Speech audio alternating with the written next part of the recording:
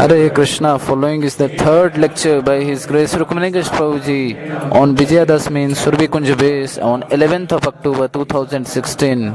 Vandeham Shri Guru Shri Yuta Padakamalam Shri Guru Vaishnavamsa Shri Lokam Sagajatam Sakanaganatham Vitam Tam Sajivam Savadaitam Savadukam Paridasaitam Krishna Chaitanya Devam Shri Radha Krishna Padan Sahagana Lalita Shri Vishakhan Vitanshta He Krishna Karuna Sindhu Dina Bandhu Jagatpate Gopesha Gopika Kanta Radha Kanta Namastute Tapta Kanchana Gaurangi Radhe Vrindavaneshwari Vrishabhanu Sute Devi Pranamami Hari Priye Vancha Kalpatarubhyascha Kripa Sindhu Bhayevacha Patita Nam Pavanebhyo Vaishnavebhyo Namo Nama Jai Shri Krishna Chaitanya Prabhu Nityananda Shri Advaita Gadadhar Shivasadi Gaur Bhakta Vrinda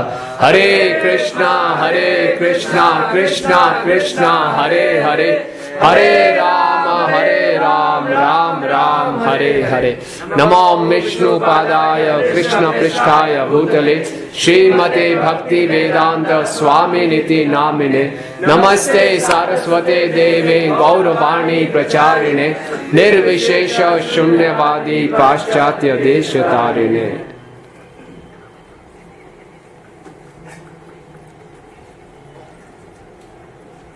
Hare Krishna.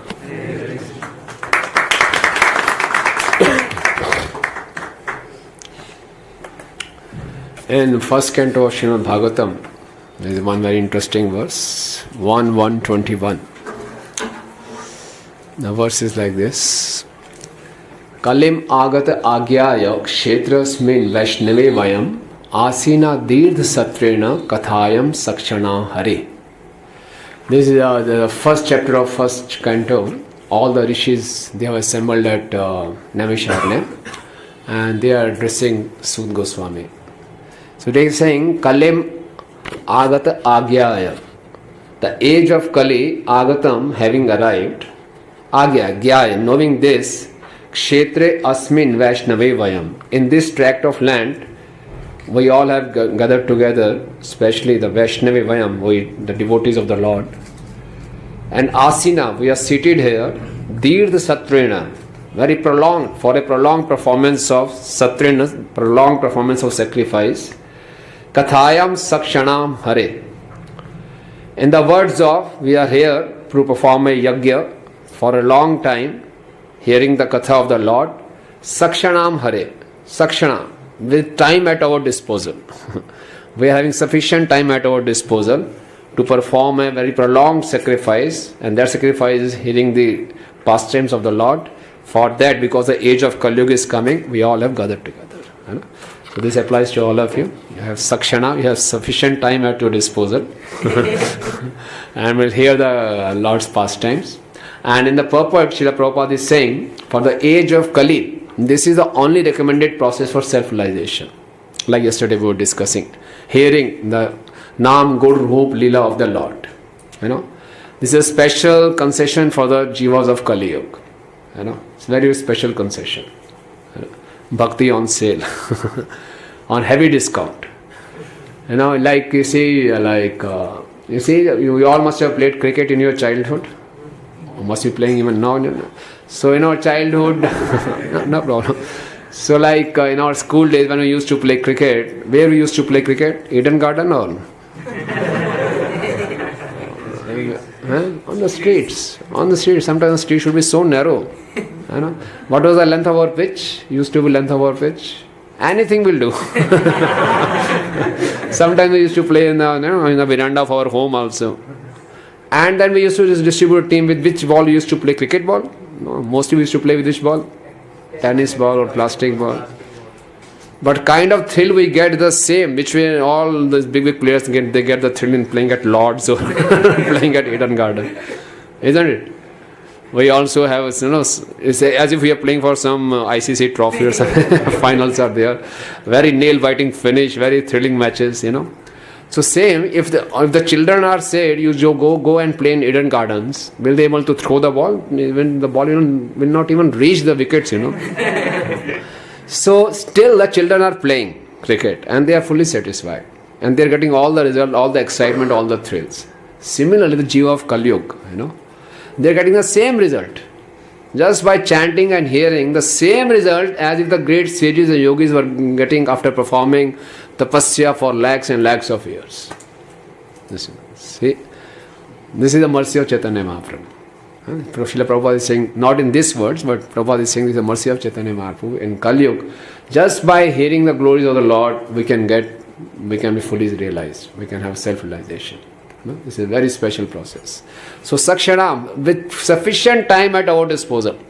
And these opportunities come very rare. When you can say we have sufficient time at our disposal. Everyone is busy in these days, But still, we are very fortunate that we have taken out some time and we are discussing the pastimes of Lord Ram. Okay. So we were discussing in the morning that how Lord appeared, the four brothers appeared. And it says that these four brothers are the Chaturvyu. Now what is the Chaturvyu? Who are there in the Chaturvyu? Chaturvyu expansion, yeah. Vasudev, Sankarshan, Anirudh and Paddev. So these four brothers are the four Chaturvyus. So who is Vasudev? Lord Ram. Who is Sankarshan? Lakshman. Who is Pradyum? Bharat. And Anirudh is Shatrughan. Okay. And these four brothers are also designated as Dharma, Arth, Kam, Moksha. When Vishishth Muni came and put Ram and Lakshman in one cradle and Bharat and Shatrughan in one cradle, So Acharya says this indicates one other aspect. Rama is indicating Dharma. Lakshman means Lakshmi is Sampanna, wealth, earth. Okay. Shatrughan, he has one over his desires, that is Kam. And Bharat, he is Moksha. So, Dharma and Arth are together, Kam and Moksha are together. Okay? Between Dharma and Moksha, Arth and Kam are there. Okay? That means what? The Arth, that is a wealth, should be used for what? Dharma. For propagating Dharma. Normally people have other concept, reverse concept. They think that Dharma should be used for gaining wealth. Isn't it? People go to the temples, people observe austerities, people keep fast. For what? For increasing their wealth. But Dharma should not be used for this. Instead, the earth should be used for the Dharma. If earth is not used for the Dharma, the earth will be our biggest unearth. Okay? You can see, in every family you can see this, in every country you can see this. In America, it's said to be the richest country. Okay? But it's full of unearth because this earth is not being used for the propagation of Dharma. Okay? So, if earth is not used for the propagation of Dharma, it will cause all kinds of disturbance in the society, in the families. Okay? Because this earth is not ours. Earth is meant for Dharma only, for understanding Dharma. Due to our greed, we use Dharma to gain earth. It's totally reverse mentality. Otherwise, the earth and all the facilities, abilities should be used for the cause of Dharma. Similarly, Kam means desires. Desire should be for what? Emancipation, for the moksha, liberation. No? Kam should not be for earth. Kam should be for moksha, for getting liberation. Okay. So this has to be understood, and this is what will bring balance in our lives. If this equation is not understood, the life will remain imbalanced. Whatever we may do, this is the golden formula for creating balance in personal life as well as community level. The dharma, arth, kam, moksha. What is the real usage of artha and what is the meaning of kama? Okay, and they show like this: Lakshmana fully served Ram, Dharma, and Shatrughan fully served Bharat. Okay, so we ended at that when where we ended?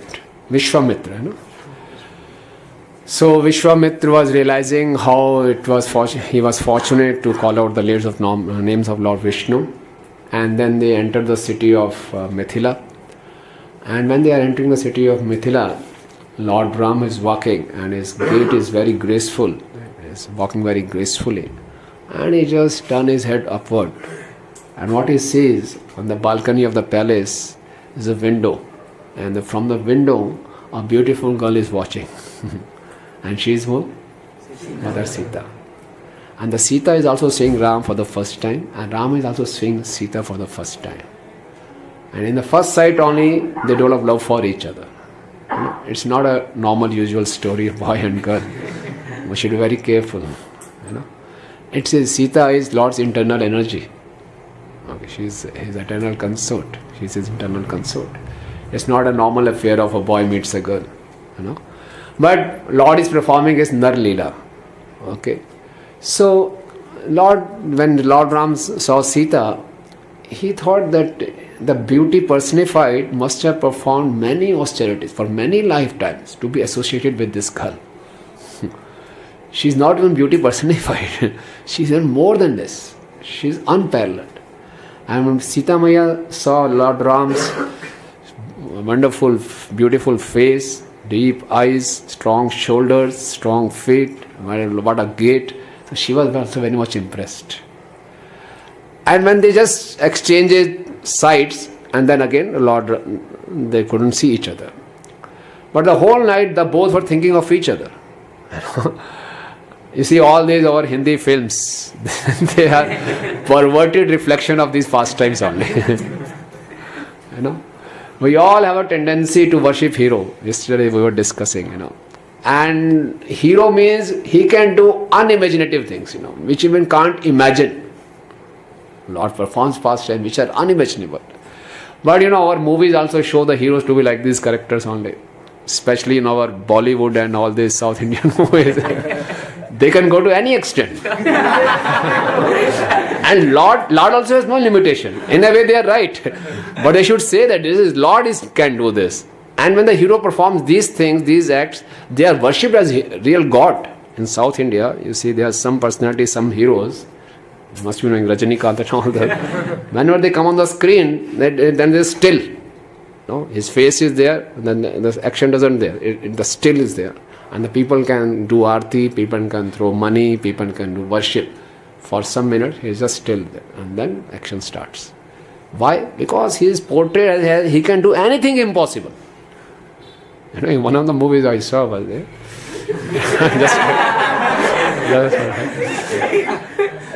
He had a pistol in his hand, and he had a knife in his hand. And he had to kill 3 persons. And the bullet the pistol had only 1 bullet. Now how do no one can do this? But he is God. He is God. What he did, he shot the pistol, the bullet came out, at the same time he threw the dagger.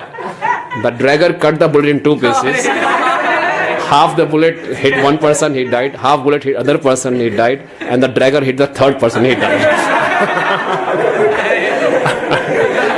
And the whole public was ecstatic. Jai! So we have these tendencies to worship. And so when we hear the love story, Lord Ram and Sita, Radha and Krishna, we also feel that. Because we see Hindi movies, cinema. So we have our tendencies to think on those lines only. But we have to be very careful. These are perverted reflections. Perverted. We don't know what is love. We don't know what is real heroism. We don't know. It's all perverted. So Lord Ram was constantly thinking of Sita. And then because he is here to set the principles, then he introspected. Am I doing the right thing? Isn't it sinful to think of another woman? Because I am been trained to respect a woman. So isn't it sinful? But he thought, maybe she is married to some other person, and if I am thinking of her like this, it's a very sinful act. But Lord Ram was very confident of his mind. No, I cannot sin. Because he has always used his mind as per his actions, his thoughts, his words are always based on the principles. So he was sure that he cannot be wrong. We cannot be sure of our mind. So we cannot just say, okay, I am following Lord Ram. He was sure of his mind, so I am also very sure of my mind. So we have a very frivolous mind. Our mind can say anything, So we have to be very, very careful in dealing with our mind. But Lord Ram also, he thought, he introspected. And then he said, no, I am sure of my mind. So even Sita Maya was also constantly thinking, who was that person? First time she was having this kind of feeling. She was also thinking, am I doing the right thing? Is it being chaste to think of another person? But she couldn't control, and she was thinking it's something which she has never felt. So next day Janak Maharaj comes and he invites Vishwamitra, Ram and Lakshman for the yajna, and they enter his palace, and Lord Ram is still constantly thinking of that beautiful girl. And then this Shiva's bow is brought, along with huge elephants, bulls and very strong people. They are bringing the bow. And Janak says, first I'll give the introduction of this bow. They're a very special personality. So he said, like Vishwakarma, he made two kind of bows. One he gave to Lord Vishnu, another he gave to Lord Shiva. It was just his kind of, paying tributes to both the lords. But other demigods, they were interested to know which bow is stronger. Just generally 33 crore demigods speculating. Shiva's bow is stronger and Vishnu's bow is stronger. So let's have a real test match to test which bow is stronger. So they approached Lord Brahma. Why don't you organize a test match between Vishnu and Shiva, just to test which bow is better? Brahma said, it's none of your concern, okay? Mind your business, What will you gain? By this test match, what will you gain? Why are you bothered? Just do your duty. Again, they were speculating, which is better. So they couldn't control themselves. Again went to Brahma. Please do something. And those two bows are there. So Brahma said, okay, I'll just approach them if you wish. He approached, these are the wish of all the demigods. So both the gods, okay, let's teach them a lesson, no problem. So they started the war. And it was such a furious war. Lord Vishnu made a war cry. He shouted and whole the universe started trembling. And Shiva started dancing. The whole universe, the demigods were just say that just annihilation is going to take place. They were so much frightened. They approached Brahma, please get stop. Okay, then they stopped the war. And they said, okay, now we won't keep these bows with us, we'll give it to other people, because if we keep again, these people will request. So they were thinking of a suitable candidate to whom they can hand over these bows. Okay. So as the time passed, Shiva got married to Sati. Sati was the daughter of Daksha. And Daksha insulted Shiva. Then he performed a sacrifice. He didn't invite Shiva. And Sati Mata went on herself. Then again he blasphemed Shiva there. So Sati thought, what is the use of this body? She jumped into the fire. And when Shiva came to know of this, he was very furious. So he brought this bow. With this bow he had already killed Triprasur. Tripurar also, you must be reading in Krishna book. So that's why his name is Tripurari. So he again tried to use this bow, but all the demigods requested, no, please don't use this bow. So Shiva handed over this bow to the demigods, and the demigods gave this bow to the ancestor of Janak Maharaj. His name was Devrat Janak. Devrat Janak was in the 6th generation of King Nemi. This Janak is a kind of a title. Okay. So King Nemi. Actually the history is, in the Ramayana, so many plots, subplots are there. This King Nemi was there, and King Nemi's head priest was Vashisht. So once King Nemi was performing a sacrifice, and he told King Vashisht to perform the sacrifice. By chance, the Vashisht also got invitation from the demigods at the same time. So Vashisht thought, Nemi is my disciple. I can go anytime. And demigods will give high remuneration, high dakshina. So I'll first go to demigods, perform sacrifice, and then come to Nemi. I can perform anytime I can perform. He took him for granted.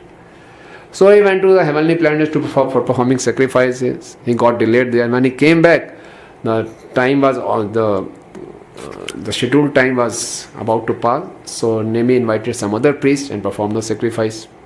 And when Vashisht came, his sacrifice had already been done. He got very angry. He cursed Nemi. Nemi also cursed Vashisht. See what kind of a spiritual master you are. You are not caring for your disciple. So Vashisht thought what? That he could please everyone. He would please demigods also. He will please his disciple also. So sometimes we make ourselves available to everyone. So quantity of our availability is not so much, it doesn't matter so much. The quality of our availability matters. We try to make ourselves available to everyone, but doesn't serve any purpose. And we should be very judicious where we should invest our time, where should we make ourselves available. So Vashisht didn't care for the quality, he cared for the quantity. He thought if I can please demigods also, that will also be beneficial. And Nemi is my disciple, he won't go anywhere. So I will be available for him also. But he lost his disciple, he cursed him, and Nemi was also right. Nemi was also a very powerful king, he also cursed him. So both died on the spot. And Nemi had no attraction for the body. Nemi had no problem. I'm leaving my body and I'll just go to the higher planets. I'm not interested in coming back. But Vashisht said, I couldn't complete my mission.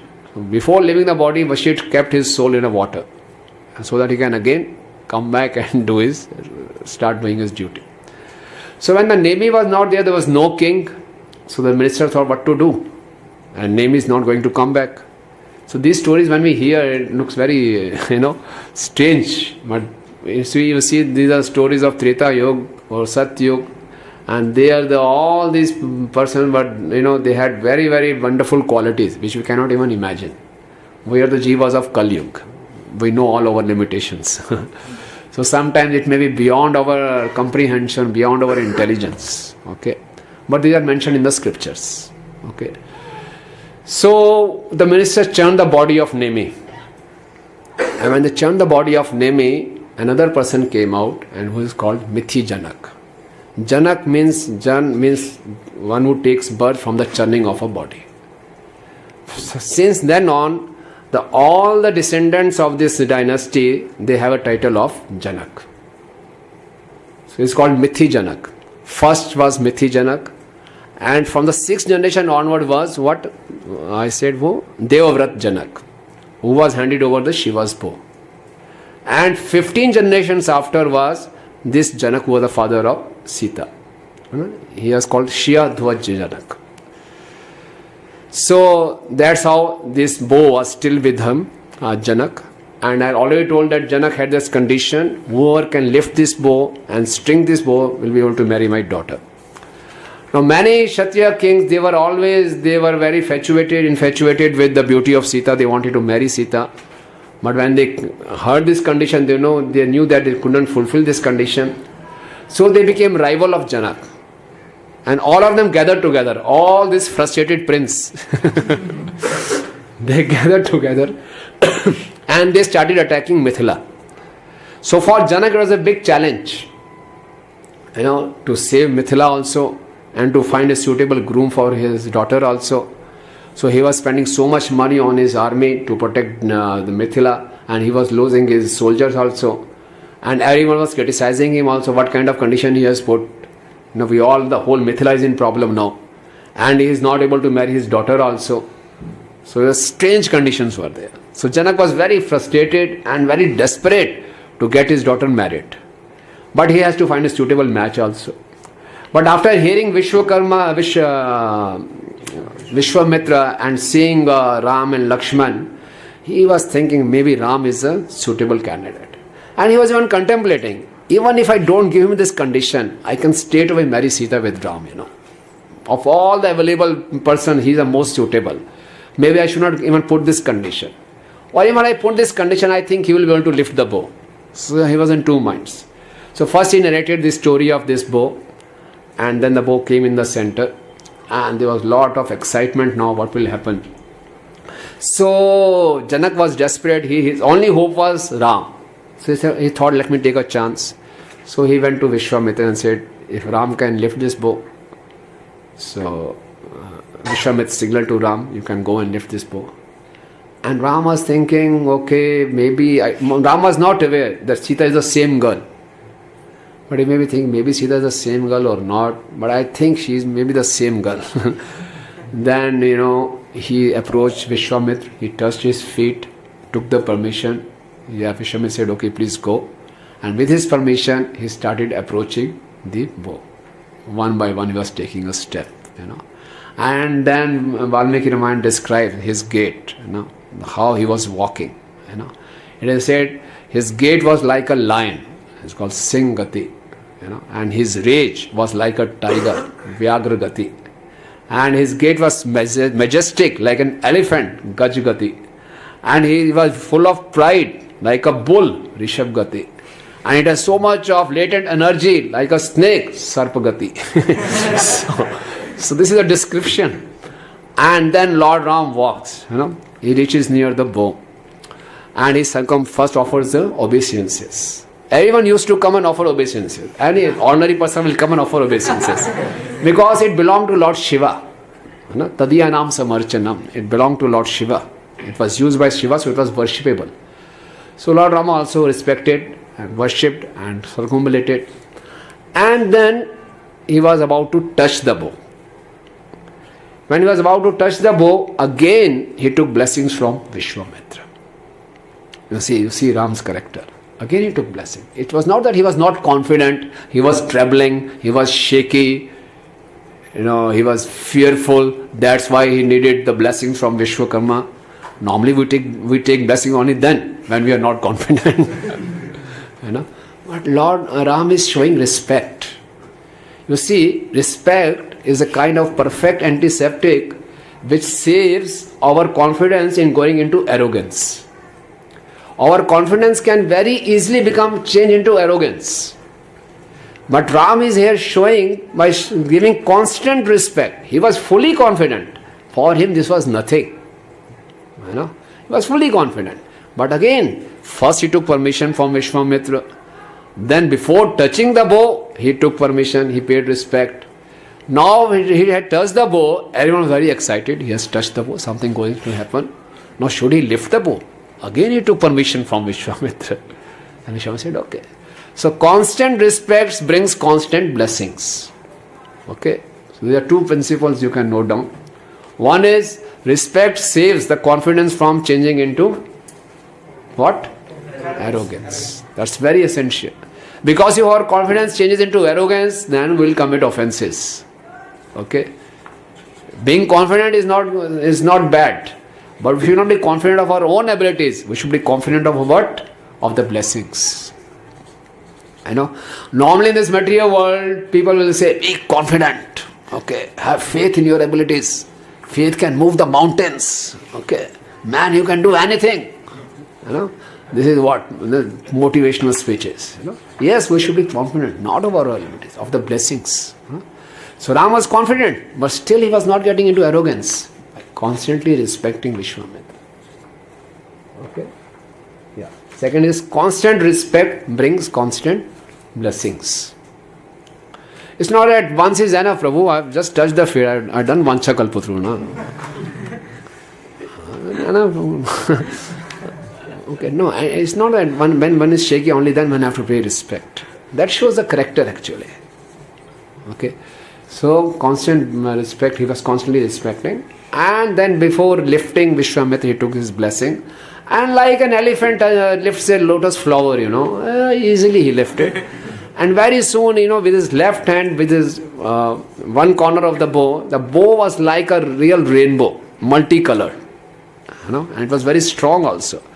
So with his left toe, on the bottom of the bow, he pressed it with the left toe, and the left hand on the top of the bow he touched it, and just string it easily. It happened so quickly, no one could notice.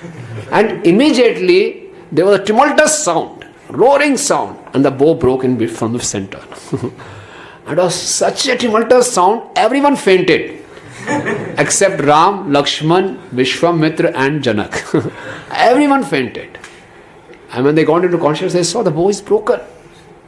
And then everyone, bravo, Janak started jumping. Bravo, bravo, bravo. Wow, what? The bow is broken. Now now my daughter can be married, And then he tells Sita's friend, go and bring Sita. And the friends are running to Sita's palace. And Sita's coolly lying down on her bed. And then they say, what happened? Where happened? Did you hear the sound? Sita said, which sound?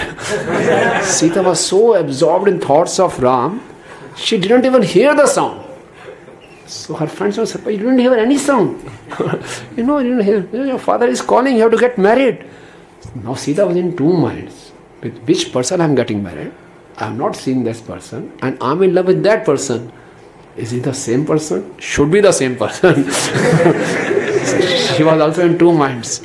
Her friends, they really did do all the dressings and everything. She put a wonderful sari and all the jewelry. And now the custom was that she has to really cover her face. Now she my face will be covered. I won't be able to see him. And now I have to marry him also. So they just took her. And she is brought in that court, and she is there approaching slowly. And she wanted to see also, but no, she should not break the etiquettes.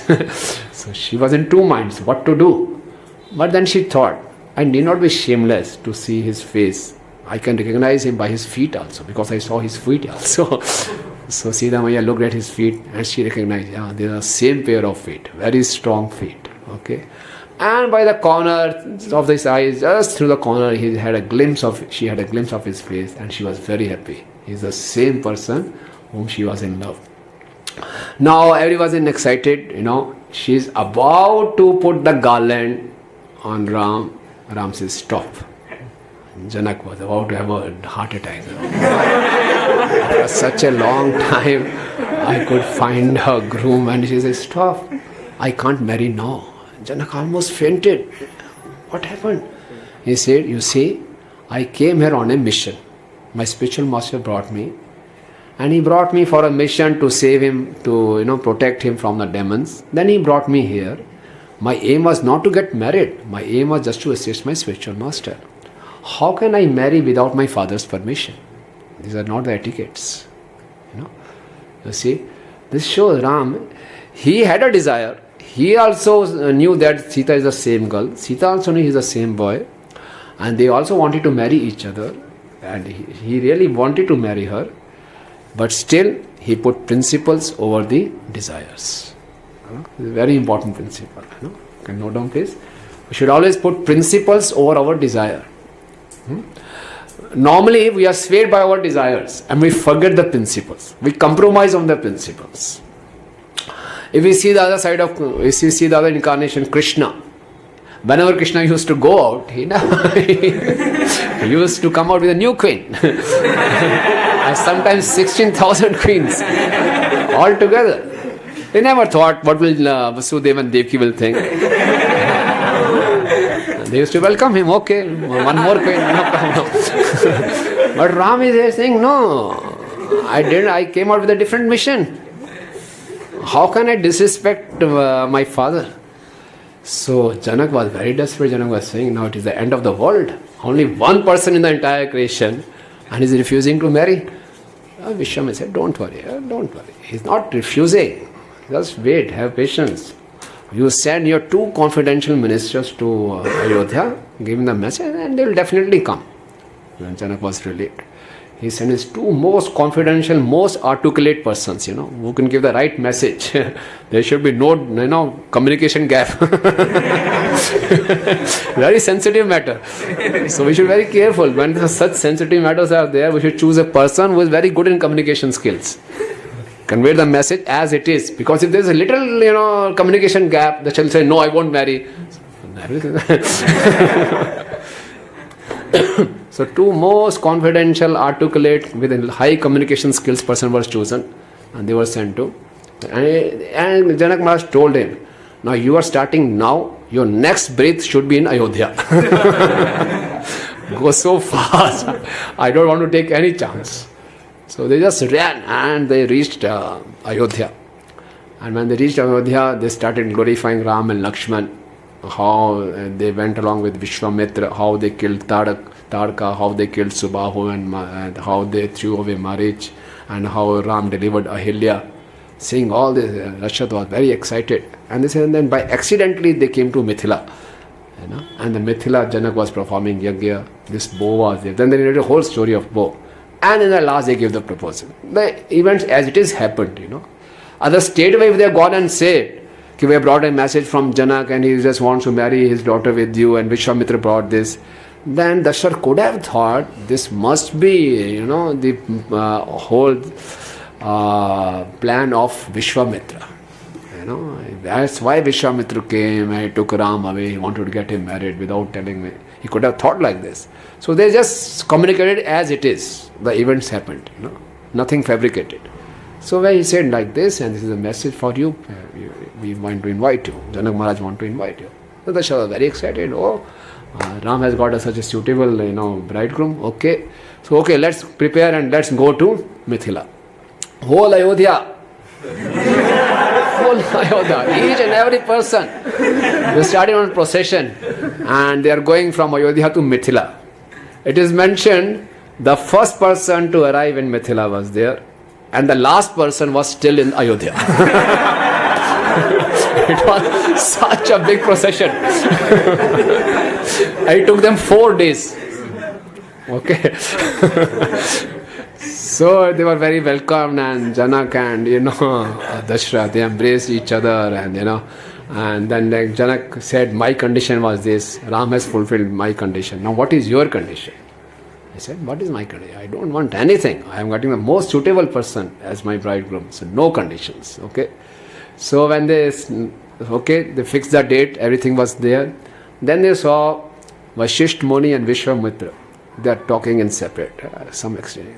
So Janak was also worried now what's happening going to two powerful personalities and talking. There must be something very powerful. And Dasharatha is also saying, and when they are talking, consulting with each other, then they came. And they are very smiling. But still, good news. But what can be a better news than this? Janak was thinking. This is the best news. Now what can be better also? So Vashisht very smiling and said, okay, we have one news to say. What is that? You see, Ram is getting married. They all appear together. They should marry also together. So Janak, you have your younger daughter, who's Urmila. She should marry Lakshmana. And your brother Kushadhwaj is there. He has 2 daughters, Mandavi and Shutakriti. They should marry Bharat and Shatrughan. Oh, hearing this, they all started jumping. Kushadhwaj also, okay, my 2 daughters are getting married. And they all 3 embraced each other. And then the marriage ceremony was there. And it is all, lot of details are there. And he said, then Vashisht said to Sita, you can garland Ram. And here, very few occasions, Lord Ram is playing some mischief. Once I told in the morning. So this mischief he said, because he was very tall and Sita Mata's height was not so, she was smaller. So Sita had to, extend herself to put the garland. So Ram, erected himself, so that she has to put more efforts. So Sita Mata was having difficulty. But Lakshman thought, let me assist Sita Maya. So Lakshman came forward and touched Ram's feet. He thought, when I'll touch Ram's feet, Ram will, bow down and lift me up. So Lakshman came and touched Ram's feet. Ram didn't naturally bow down. As soon as he bowed down, Sita put the garland. Ram thought, oh, you just tricked me. So, Ram really appreciated the presence of mind of Sita and Lakshman. So sometimes the Lord likes to get defeated by his devotees, Lord didn't mind. He liked to get defeated. So that's why they were married. That's how they got married. And it was a very happy occasion. And then the reverse procession started. And Janak was feeling, I had only 2 possessions with me. One was that Shiva's bow, and other was my daughter Sita. Now both are gone. Bow is broken and Sita is handing over. So the procession starts now from Mithila to Ayodhya.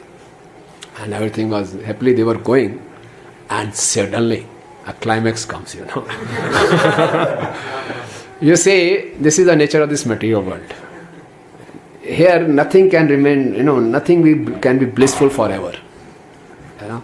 And this is the nature of material world. And Lord Krishna has forewarned us in Bhagavad Gita, right from the beginning. What is that shlok? Right in the beginning, Krishna has told, this is the nature of this material world. Bliss, happiness and distress will come. Mata spashastu konteya, shitoshna sukh dukkata, agama pahna nitya, tansi tikshasya bharata. And Lord, when comes in Nar Leela also, He also shows that. There, these fluctuations will be there. And I have to go through this, and what is the scope for you?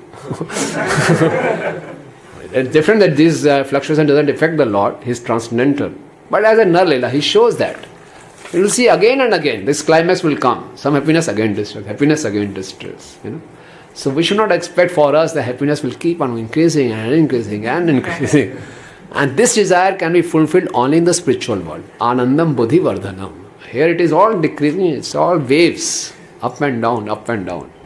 So everything was going so nicely, and then there was a dust storm. Everything became dark.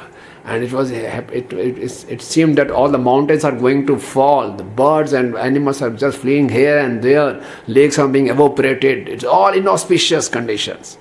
And when Dasharatha opened his eyes, he saw in front of him a very known personality, very fearsome personality.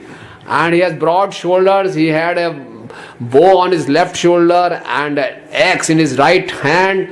And he was wearing two suit deer skin, upper portion and lower portion, and his eyes were raging with anger, and he was breathing hot air, and Dasharatha was trembling. He could recognize he is the same Parshuram. He thought, I thought you are taken, you are renounced now. You must be performing some tapasya. How come you are here now? And Dasharatha started trembling. I have avoided you 350 times. Why now you are here? And I was saying, where is that person who has broken the bow of Shiva? Who has done this? Dasharatha, fell at his feet. You see, he's a little child. You are such a big personality. What do you have to do with this child? Let him go. He was requesting him. You see, please go now. You have done your part. You have already killed all the Kshatriyas 21 times. You have taken revenge. No, please, let him go. He's a small child. Have mercy on him. And Rama was saying, my father is falling at his feet. Actually, Parshuram's father, Jamadagni, and his father was given the bow of Vishnu. So that bow came to Parshuram. So the bow he was carrying was a bow of Vishnu. So Parshuram's father was killed by a Kshatriya. Parshuram was a Brahman. He was born in a Brahman family. His father was killed by a Kshatriya, so he thought, I'll take revenge, I'll kill all the Kshatriyas on the earth. 21 times he did that. So he said, you have taken your part, you have done your part, now let him go. So Ram was thinking, Ram said, you are so much attached to your father, you are so dutiful to your father. How can you see my father falling at your feet? If you really want that every son should worship his father, should be respectful to his father, so how can I, being a son, can see my father falling at your feet? So here is a very important principle. Sometimes we overestimate our personal strength. Oh, I am very good in sadhana. I am the first one to come for Mangala Arati. I am the first one to finish my 16 rounds. I have never missed my regular studies. So sometimes we overestimate our personal strengths, and when we overestimate our personal strengths, overemphasize our personal strengths, we underestimate others' strength. When we over-appreciate our strengths, we have a tendency to underestimate others' strength. That's what Parshuram was doing. And Ram was bringing this to his notice. If you want all the sons to be their father lovers, what kind of an attitude you have? My father is falling at your feet. Okay? So this also you can note down. Over-appreciation of one's personal strength can lead to underestimation of others' strength. And this is a very offensive mentality. Sometimes we see that I am very good and we don't see any person in doing regular sadhana. We start speculating, oh, he's not good in sadhana. You know? We start making an opinion. And that can be offensive. Okay? That doesn't mean that we should not be good in our sadhana, but we should not be over appreciated. The self-appreciation should not be there so much. So Lord Ram said, what do you want? He said, I want that if you have real strength, you should string this Vishnu's bow also. The moment he said, Ram immediately went, took off the bow, string it and put an arrow. He was surprised. How could this small boy, 12-year-old boy, you can took off the bow from his shoulder and immediately string it also and put an arrow. And now Ram was asking, where should I shoot this arrow? Tell me. I have two options. One option is, I shoot at your feet, I won't kill you because you are a Brahman. The third option is not there, to kill you. Okay, I will not kill you. And Ram was smiling also inside. Hare, you are also an incarnation of Vishnu. And I am also an incarnation of Vishnu. Why you are confronting? Okay, but this is Leela. Say, I will not kill you because you are born in a Brahman family. The other option is, I'll shoot at your feet. Or the third option is, with this arrow, will go all around, will take all of your pious actions. All the credit of your pious action will be taken away by this arrow. What do you say? So he thought for a moment, he said, the third option. Don't shoot at my feet. Because whatever I have to get, I took over all the whole earth and I gave this earth to Kashyap Muni. And now I am performing austerities at Mandar Hills. So I don't need anything. So my pious activities, credits can be taken. But if you shoot at my feet, I won't be able to perform any austerities. So you please take away all my pious credits. So Lord Ram shoot that arrow and all his pious credits were taken away. And after that Parshuram offered prostrated obeisances, his humble obeisances at the lotus feet of Lord Ram. And Lord Ram embraced him and then they marched forward for Ayodhya. So after this, before this, Vishwamitra had taken leave from Lord Ram. Vishwamitra was thinking, I have such a good fortune of associating with Lord Ram and I have done my part. I have given all my knowledge, all my weapons to Ram. Okay, and the second part I also have done, I have brought a beautiful bridegroom from him. I have arranged his marriage also. So I have done my service. Now I should go to Himalayas and worship him. You know? So he starts for the Himalayas. So this is the end of the Balkant. Okay. So now the Ram and Lakshman with all their wives, they come to Ayodhya. And in Ayodhya all celebrations are there. And now the Ayodhya Kand starts. So after all these celebrations, once Dashrath, he was seeing himself in the mirror. And when he saw himself in the mirror, he was surprised. He was shocked. He found that he had grown so old. All the hairs on his body are white. And all the wrinkles are there. He's gone so old. Never before he has seen himself in the mirror. And he was very distressed. What to do? You see, we all have limitations. But if we remain absorbed in our service, we'll forget our limitation. So Dashrath was so busy in his duties that he was not even aware that he's getting old. You know? So sometimes we may think, I have this limitation, I cannot preach, I hesitate to approach people, you know, I cannot speak, or I cannot entertain people, I cannot cultivate people, I have this limitation, that limitation.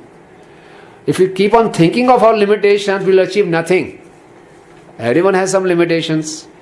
Better to do what? Whatever we can do, in whatever way we can get absorbed in any service, we should absorb ourselves.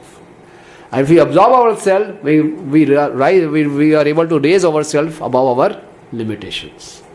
That's what Dashrath was doing. So he can write that, we can overcome our limitations by absorbing ourselves in service. Okay.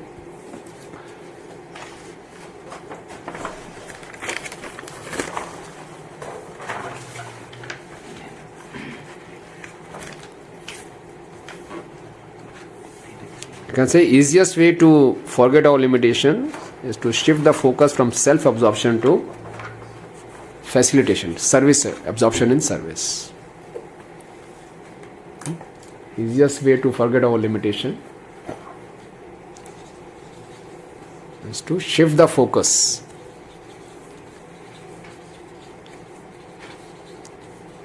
from self-absorption to absorption in service or duties. Our limitations.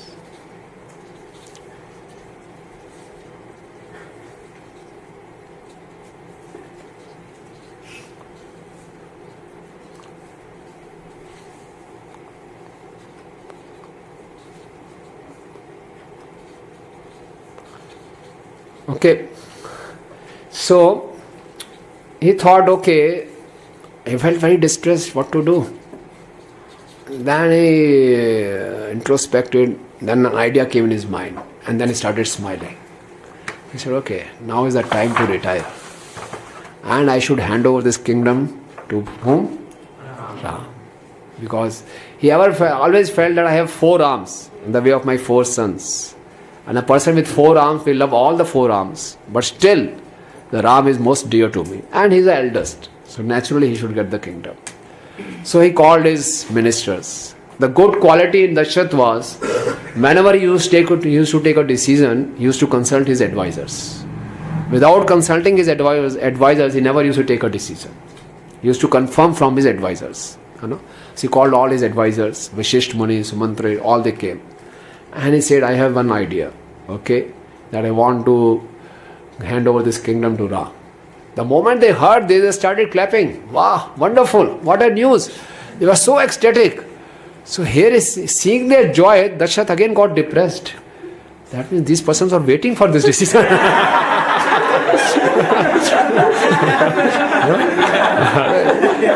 So he got a very negative feeling. And once in our time, there used to be a cricket batsman, Sunil Gavaskar. Must have heard of him.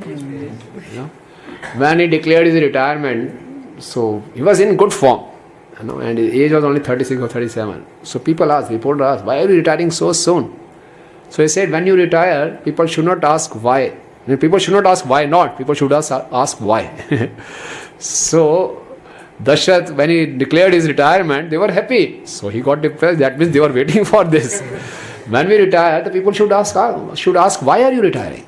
You should not ask why not you are retiring. So he said, why? But then he asked them, you really wanted my retirement? He said, no, don't take it otherwise. You see, we have seen you taking so many decisions, and let us tell you, of all the decisions you have taken so far, this is the best decision you have taken.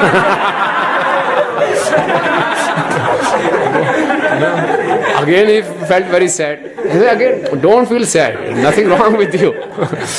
But Ram is so dear to Ayodhya Vasi. He is so dear. He loves all the Ayodhya Vasis, and all the Ayodhya Vasis love him. So what can be a better decision than this? So you are doing so good for all the Ayodhya Vasis.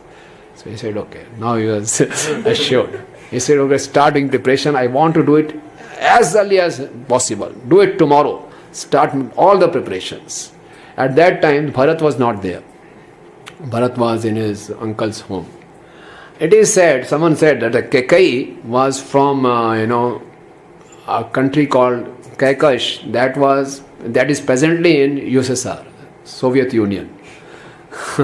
So Kekai was from that Soviet Union country. And she was very beautiful also. And Bharat was in her maternal uncle's home. So somehow Dashrath thought, no, this is the right time to do. Even if Bharat is not there, we should go ahead. Okay, so all Ayodhya, the preparation started. So everyone was happy in Ayodhya except one person. Who was that? Mantra. Now Mantra was a very special person, and Mantra was specially sent by demigods. Sometimes demigods also do this trick to expedite the things. When they saw, they were knowing that Ram is so dear to everyone, and Ram will love everyone will love Ram. So Ram will get so engrossed in Ayodhya, he will not leave Ayodhya. How will he face Ravana? He will not kill Ravana. So what will happen to us?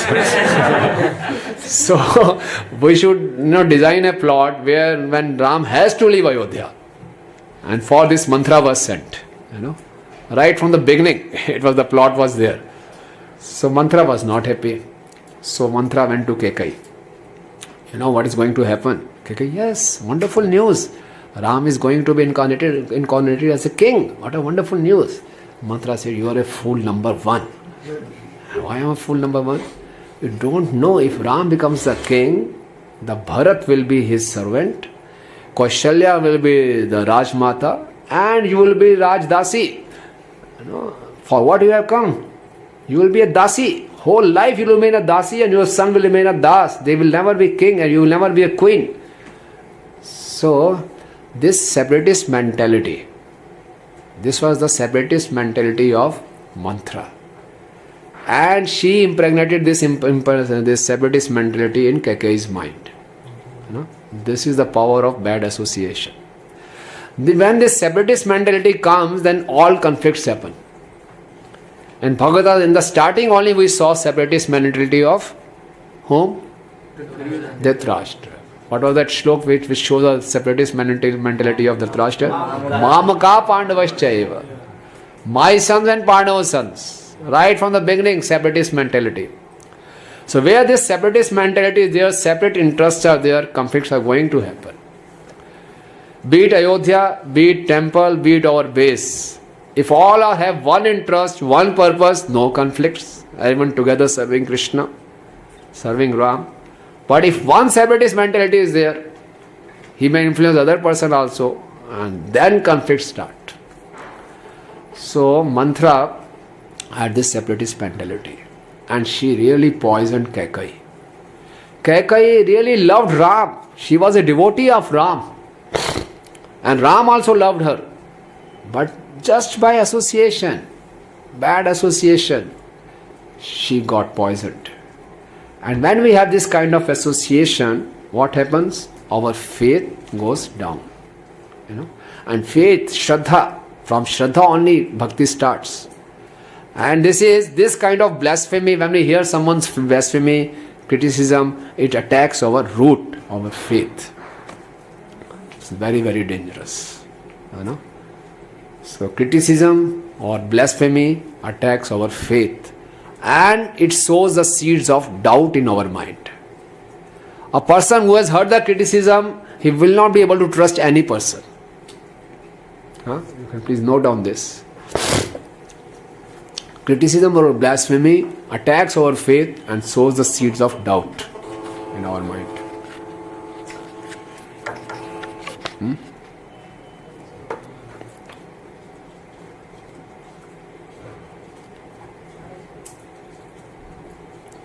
So, they had a kind of loving exchanges, Goyam Khyati Prichhati, Mantra and Kekai.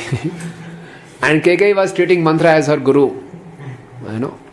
And she thought Mantra is my well-wisher. No one is thinking of my interest, only Mantra, except Mantra. And Kekai started glorifying Mantra. He said, oh, the best of the hunched women. You are the most beautiful.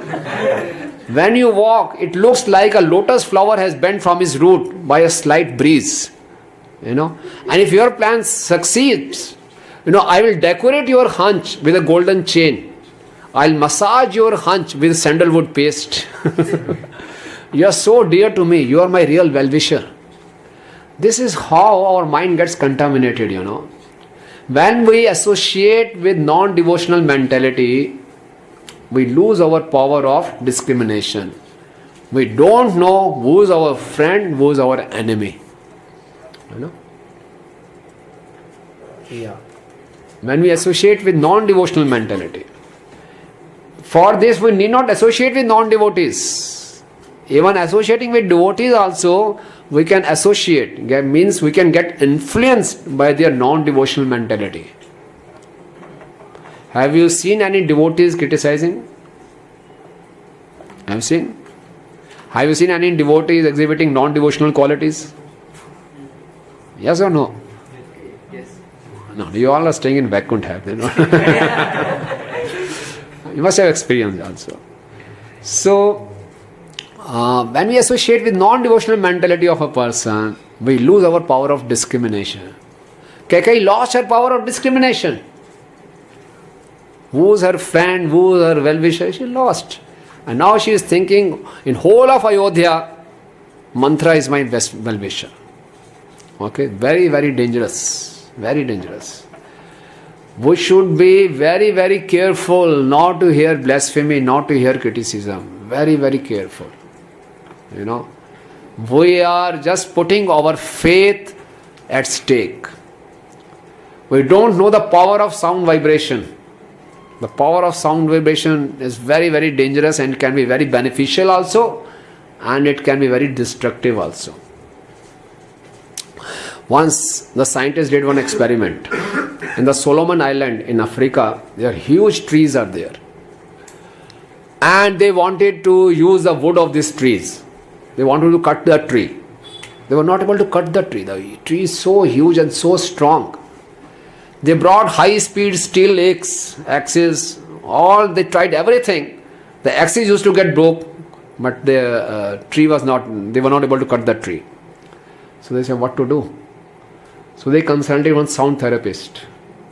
And he advised that always these tribals, they should get around the tree and say all kind of abusive things for 2 hours a day, continuous, for 5-6 months they should do that.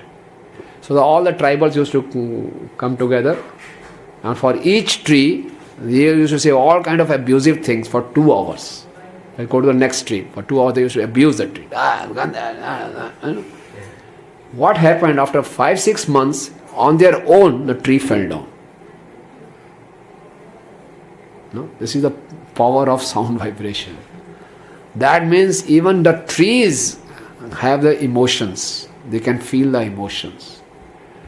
This sound vibration attacks the root.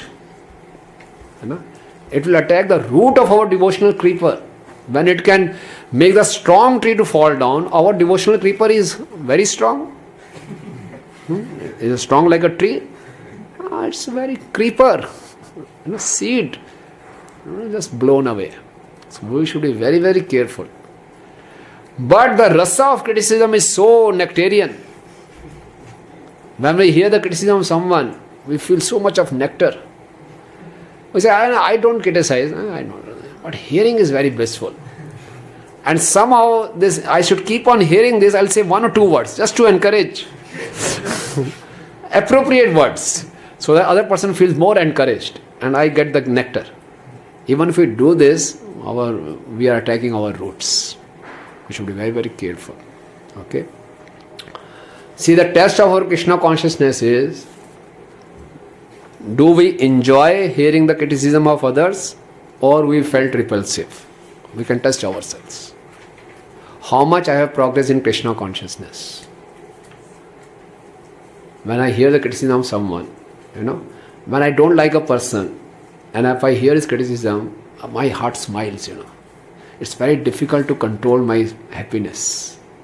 You will see there's your lips are, changing into a smile. You control yourself. And then you say some words and the person again encouraged. And you get more nectar. So this is very dangerous. Tomorrow we will be celebrating Disappearance Day of Raghunath Bhatt Goswami. In Chaitanya Charitamrita, his specific qualities mentioned. He never used to hear any blasphemy or criticism of any devotee. If someone will come to him and say, I'm going to tell you a truth news, it's truth, it's not a false. This devotee has done something very wrong, this is truth. I don't want to hear. He's chanting, that's good for me, that's it. I won't hear. We should be very, very, careful. Yes, sometimes we have a kind of a service, we have to administer something, we have to manage some service, and then sometimes during service, the service is not happening nicely, so someone says and reports. Reporting is something else. When we report about the behavior, and when we criticize the attitude. There's a difference. When we criticize the attitude of a person, a personality of a person, that is criticism. And when we are serving together and someone's behavior is hampering our service, we are not able to serve the mission, and we have to report also to the authority that this is happening, why we are unable to perform the service, he couldn't do this, I couldn't do this, then we have to report. That is not criticism. But when we are jumping to conclusions and attacking the attitude of a person, character of a person, that is criticism. Okay? So, Raghunath Bhatt Goswami was very, very careful. So, we should be extremely careful because this is the power of bad association. It completely changed Kaikeyi's mentality. Completely. She got envious of Ram. Okay? And then Mantra told her, you know, you have the 2 blank checks with you. Now is the time to encash those blank checks. You know? You can always ask 2 benedictions. He said, come on. Kaikeyi said, genius. You are a genius. Now I'll see. Dashrath is in my control. You know, he's in my, I can get anything done by Dashrath. So Dashrath comes and Mantra tells her how to do a drama. You know, you just wear a black dress, keep your hair open, and go to Kop Bhavan. In that palace there used to be Kop Bhavan. Kop Bhavan is like where when the queen used to be very angry with her husband, with the king, she used to sit in the Kop Bhavan. And she used to demand, and the king used to go and pacify her. So Dashrath came to his palace. He wanted to share this good news with Kaikeyi. He was not staying in the palace. And the maid servant told the queen is in the Kop Bhavan. He said, Kop Bhavan? Why? We should celebrate why she is in Kop Bhavan. And when he enters the Kop Bhavan, Kaikeyi is in full form. And Dashrath is shocked. What is the matter? Dashrath is called Istrir. You know, he is fully controlled by Kaikeyi. He was very much attached to Kaikeyi. So attachment is not bad. You see this process, or Krishna consciousness process is of the attachment only. But should be very careful with whom we are getting attached and for what purpose we are getting attached. Sometimes we get attached to the wrong person and sometimes to the right person for a wrong purpose. You know, devotees get attached to each other also. But the purpose is something else. The purpose should also be right and the person should also be right. So Dashrath was very much attached with Kaikeyi. Dashrath couldn't see Kaikeyi in this form. He literally fell at her feet. How can I please you? What can I do for you? How can I serve you? So Kaikeyi said, very easy. You have to fulfill your promise. Oh yes, whatever you say, I'll fulfill those promises. Are you sure? Sure. Okay, now be ready to listen. My first benediction I want is that Bharat should be made the king of Ayodhya. It was shocking for him, but not so shocking. And your second, you should banish Ram to forest for 14 years. Hearing this, Dashrath, it was totally intolerable. He fell on his knees. He was almost fainted. He said, what are you asking for? Why?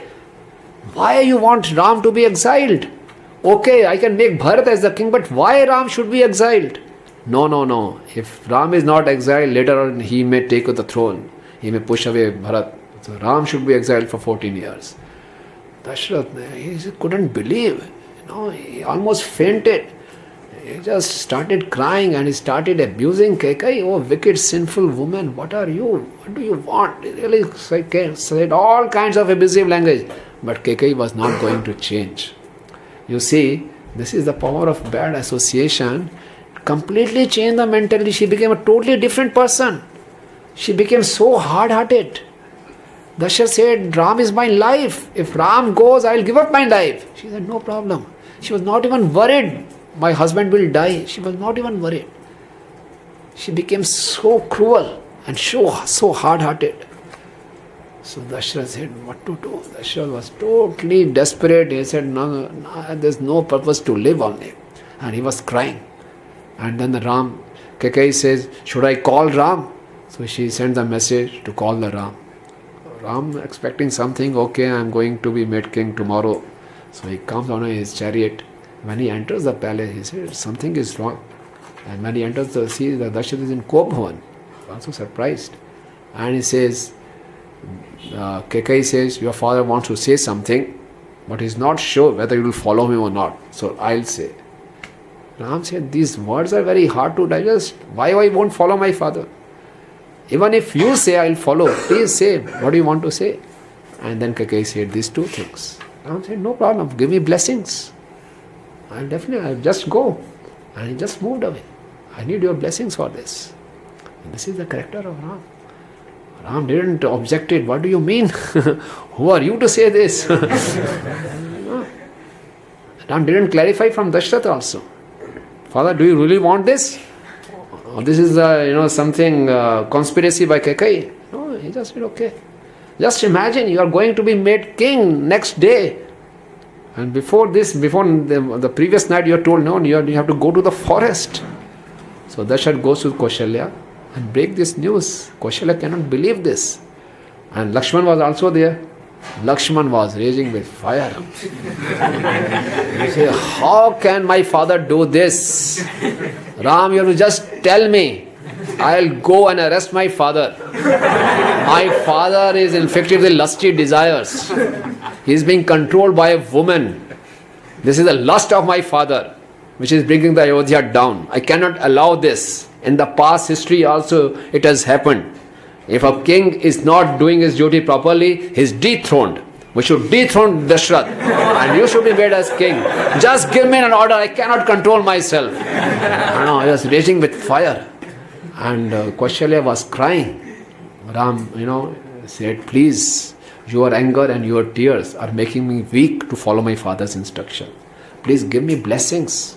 Please encourage me to follow my father's instruction. This is my duty. So it was unbelievable. And Lakshman said, okay, I'll also come with you. I can never stay separate from you. And then Sita came to know. Sita said, I'll also accompany you. Sita didn't say, Ram, how is this possible? I didn't marry you for this. No, I just call my father, How is this possible? Or if we want to go, you go. Just imagine, Sita said, no, I'll follow you. Ram said, it's impossible. In the forest, you have to walk naked foot. And I remember when you came for that in the marriage ceremony, you are walking on the lotus flowers and your feet are so soft. Just by touching the lotus flower, your feet got hurt. I remember that. How will we be able to walk on the forest, on all those thrones? He said, no. If you are not there, this palace is hell for me. If I am with you, that is heaven for me. So I'll go with you. So these are the ideal characters of Sita, Lakshman and Ram we can see. And then Ram gave everything in charity to all the Brahmins. And then they started. And before that, he came to Dashrath and begged for blessings. Dashrath was really crying. Dashrath said, Ram, you please carry he asked and told his ministers to go with Ram and provide him all the facilities. His stay in the forest should be comfortable. Kekai objected. No, how can he do this? Now Bharat is the king. He cannot use anything of this palace. So Ram said, yes, I will not use anything.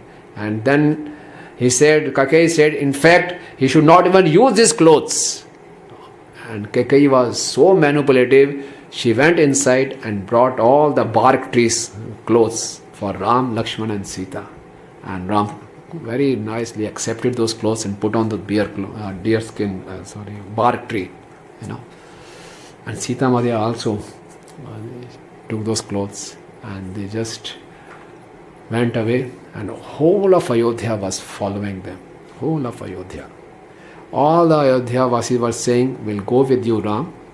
And when we are with you, the forest will become Ayodhya. And this Ayodhya will become forest. And Kekai will be in exile. This was the love of Ayodhya Vasis. So we'll go with you. And the Ram was moving on the chariot. All the Brahmins were running with him. Ram saw the Brahmins have to run. So Ram stopped the chariot. He also got down. He didn't want to give trouble to any Ayodhya Vasi. He walked with them. And they walked and walked. And then they crossed the river. They had to cross the river. Then they met whom?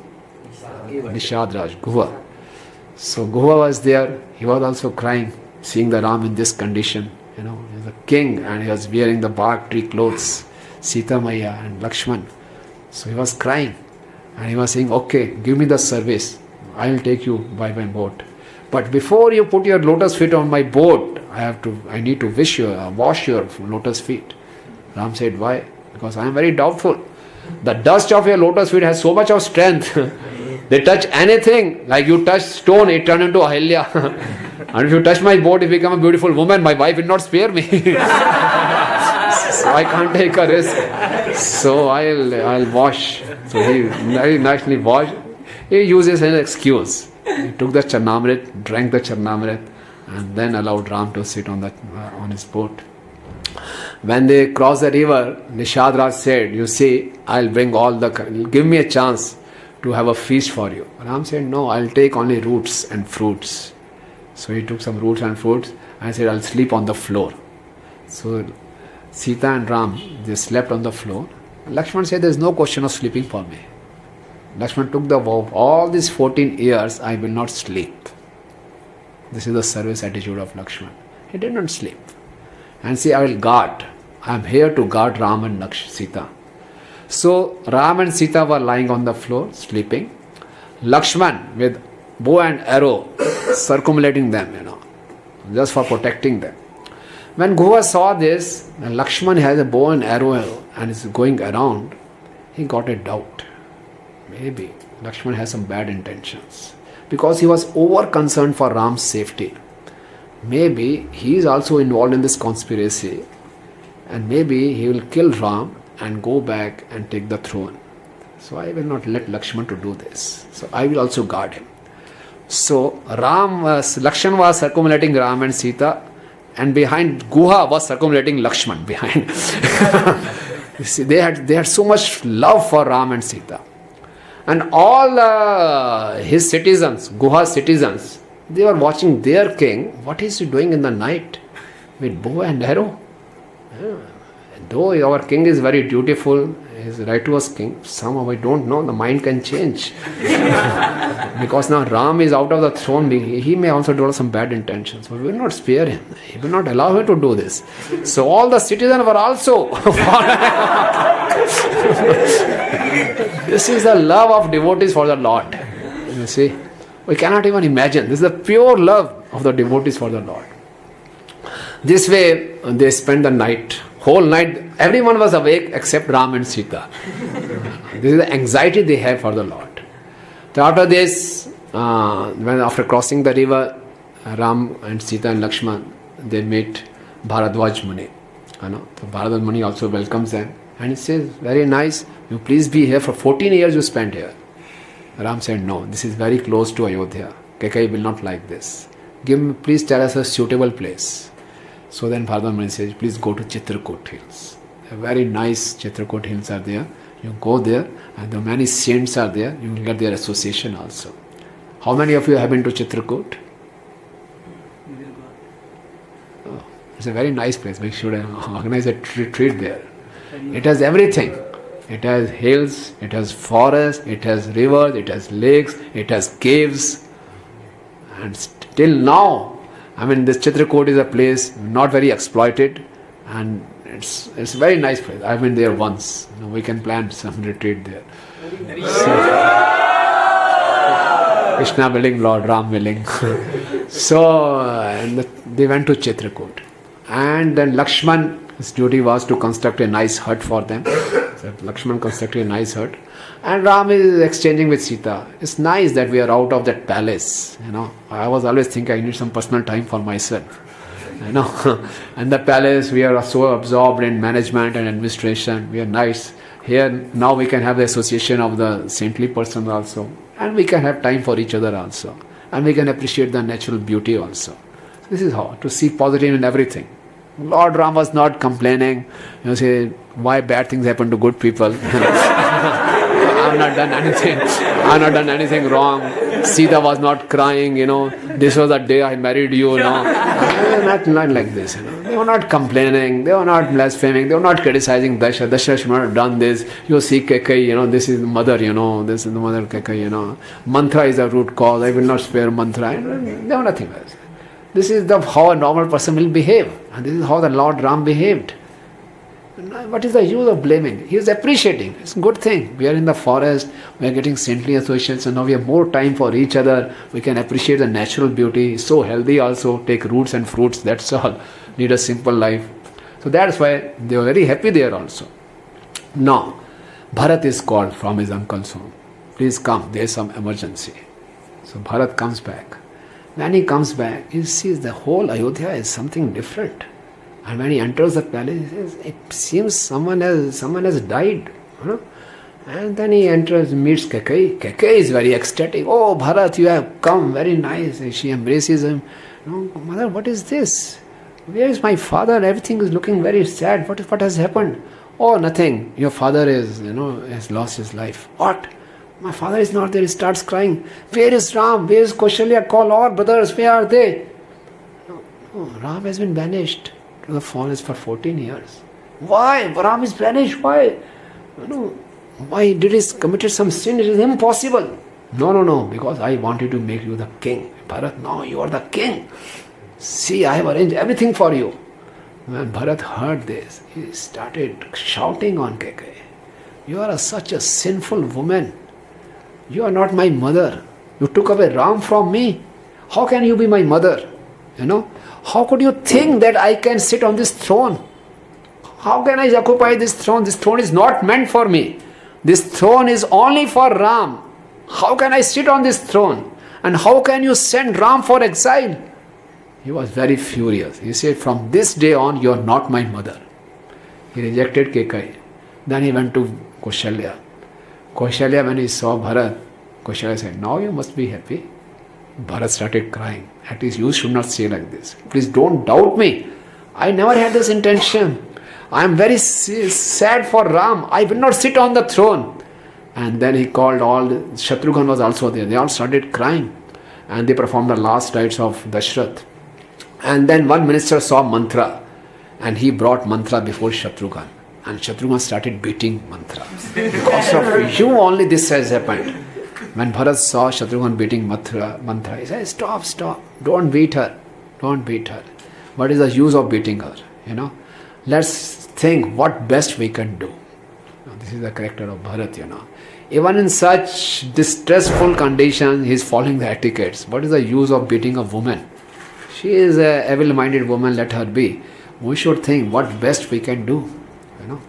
These are following etiquettes in all conditions. Ram showed us, he followed the etiquettes. When the conditions are very happy, he was about to get married. He said, no, I need the permission of my father. And Bharat was in distress, still he is following the etiquettes. We should write the principle. We should follow etiquettes in all conditions, happiness or distress. Normally when we are too ecstatic or when we are too sad, we forego the etiquettes. We think these etiquettes are kind of a formality. It's a formality we have to do. No, these etiquettes should become a part of our life. It's a lifestyle. It's a Vaishnav lifestyle. Bharat could have easily encouraged Shatrughan. Beat her to death. Don't spare her. Because of her only everything has happened. But Bharat could have easily said. And it was justified also. Could have been justified. Bharat said, no use. Now let's be constructive. Let's think what best we can do in these conditions. So Bharat called all the ministers. He said, forget that I am going to sit on the throne. I am not going to sit on the throne. I am his servant. I will remain his servant eternally. This is the Bharat service attitude. And this defeats all Mayavad philosophies. A servant can never become God. I am servant. How can I become God? How can I occupy throne? That is impossible. I will not sit on throne. Okay? So this must be very clear to us. A servant is always servant. And Jiva Sarupa hoye Krishna Nitya Das. Although Bharat is also a Vishnu Tattva. He is Pradyumna. But still he is taking the role of a servant. And he says, I am a servant. I cannot become God. I cannot sit on the throne. So Bharat was very clear. So this concept of eternal servitude is very difficult to comprehend. Most of you will be joining some companies. Okay. And when you join the company, you will say, you'll join as a trainee. And you say, what will be my profile after 10 years? Trainee. And after 30 years? Trainee. Will you join the company? Your job will be, your post will be eternal trainee. Will you join? No one would like to be stagnant, I need some promotions.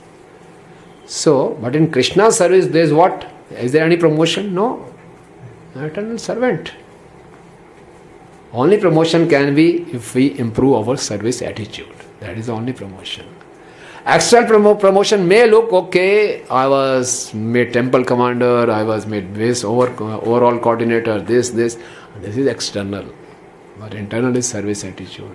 We remain always the eternal servant of Krishna. This is, Bharat was convinced of this. I will always be an eternal servant of Ram. I cannot occupy the throne. And this completely defeats the Mayavad philosophy. Once, when a Mayavadi sannyasi came to Prabhupada and he started arguing with Prabhupada, in 6th chapter of Bhagavad Gita, there is no verse which takes the name of Krishna.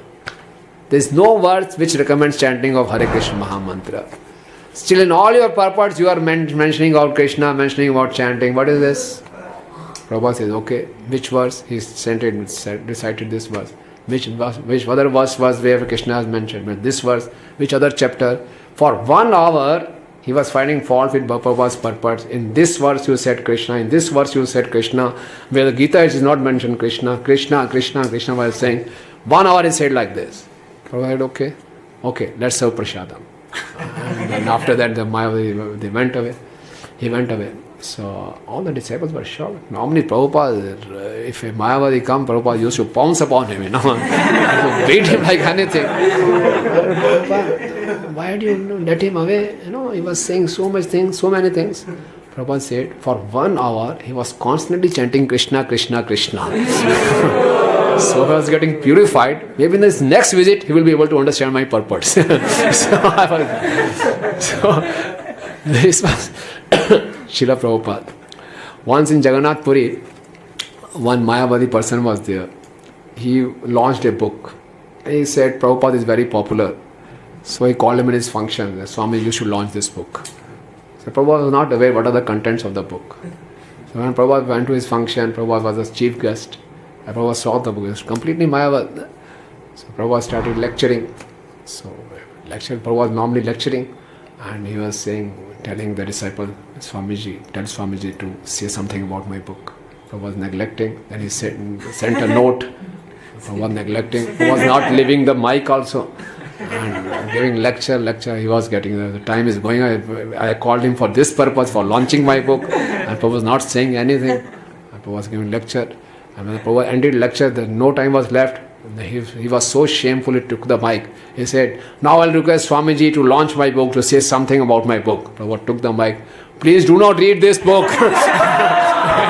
This is all totally against the scriptures. And that my wife said, oh my God. So Prabhupada, he said, I will never let this Mayavad grow. And it is mentioned in Padam Puran. One who preaches this message that Jiva is different from Krishna, he is very dear to the Lord. We should preach this, because this is the biggest misunderstanding in the spiritual circles, that Jiva and everyone is one. How can be everyone one? So Prabhupada never left any opportunity. So Bharat was convinced, I cannot occupy this throne.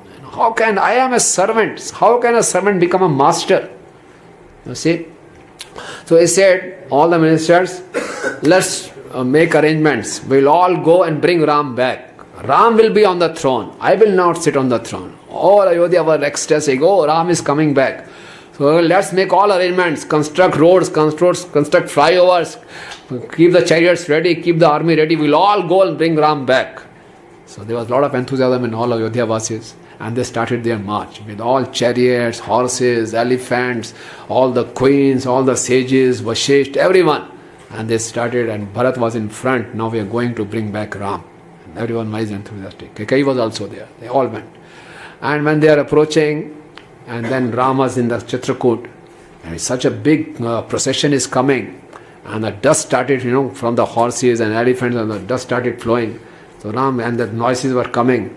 Ram thought, some army is coming, Ram said, no, Lakshman, please see who's coming. It seems some army is coming. So Lakshman went up the tree and saw. And he could recognize the flag of Bharat. He said, Ram, Bharat is coming with the army. And Bharat is going to attack us. Just give me the permission. I'll annihilate the whole of the army. I'll kill Bharat. How dare he could do this? No, he was again angry. Ram said, what has happened to you? It seems you want to occupy the throne after killing Bharat. Do you want to occupy the throne? Bharat was again getting very angry. Ram said, don't jump to conclusions. I am sure Bharat is coming here to meet me. Bharat cannot do this. Come back. So Ram cooled Lakshman. This is a service attitude. Bharat is also serving Ram and Lakshman is also serving Ram. This is the different flavors of the service. You see, in spiritual life, we see different varieties. And we should try to see unity in diversity. Both are serving. And see the behaviors are altogether different. Lakshman is very aggressive and Bharat is very submissive. But both are serving. Both are giving pleasure to Ram. Ram is chastising Lakshman. It is giving pleasure because Lakshman is so much concerned about Ram's safety. His whole purpose was to protect Ram. That's all.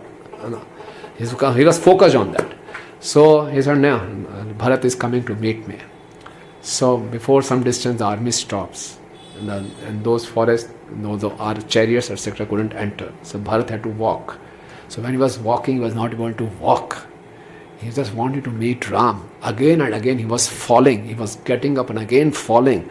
He was trying to run as fast as possible. He was not able to run. He was falling and getting up and falling. And when he reached Ram, he just embraced. Still in the Chitrakoot, that rock is there where both Bharat and Ram embraced each other. And because the emotion was so high, the stone melted. The rock melted.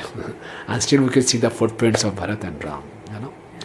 So it is the meeting of a devotee with the Lord.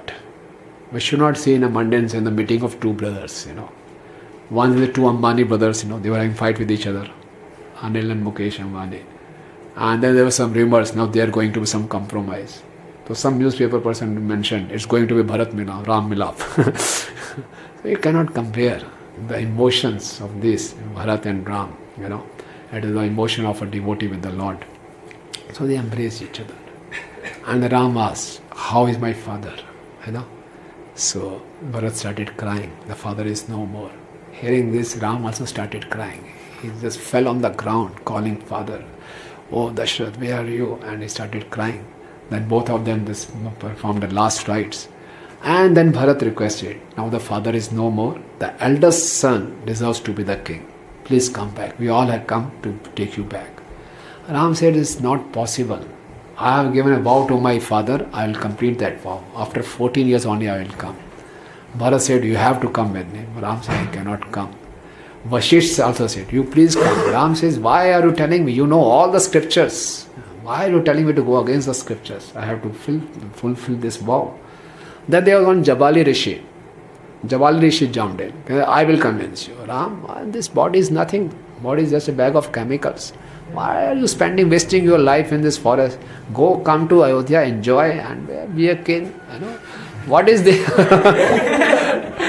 Ram said, foolish, shut up. Don't give me this bogus philosophy. Even in that time, this kind of philosophy was prevalent. Life comes from the chemicals. This philosophy was there. Once Srila Prabhupada was in Vizag, Vishakhapatnam. So one archaeologist came. And the disciple introduced Prabhupada is an archaeologist. So Prabhupada said, what do you do? He said, we study primitive living beings. So archaeologists asked, what do you do? Prabhupada said, we study advanced living beings. So you will always remain in primitive living beings. So that way, like very soon, our Dutkarma Prabhu is going to come to Punjabi Bagh. 12th is coming, not tomorrow. He will come to Roorkee also. Yeah. So Durkama Prabhu, he has written Forbidden Archaeology. So Durkama Prabhu has said in one of the lectures, what is the Gotra of Darwin? The Gotra of Darwin is Vanar. Because he said, we have come from monkey. So his Gotra may be Vanar, our Gotra is not Vanar. So, so Javali gave this philosophy. He was using this philosophy in the service of the Lord. Somehow or the other, they wanted Lord to come back. But Ram said, no, I will not. You see, Ram said, when Ram completely refused, the Bharat saw that there's no other way that I can bring Ram back. So Bharat took 2 sandals, and they had jewels on them, wooden sandal, and said, please Ram, put your lotus feet on these sandals. From now on, they will rule the Ayodhya. I'll put these sandals on the throne, and they will rule the Ayodhya. As a duty, I will look after the affairs of the kingdom.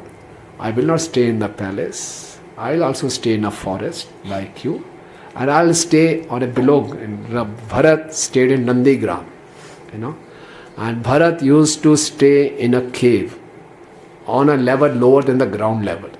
Because Ram sleeps on the ground, I have to be on a level lower than the Ram. And he also wear bark skin, deer bark clothes he wore. And he also kept matted hair. And he also ate roots and fruits. All the austerities he performed for 14 years. It's a very powerful message for all of us. You see, this shows the wonderful service attitude of Bharat. Normally, we are attached to the results of the service. We should not be attached to results of the service. Neither we should be attached to the service. We should only be attached to the service attitude. Bharat's service attitude was exclusive service to Ram. No facilities for himself. No facilities at all for himself.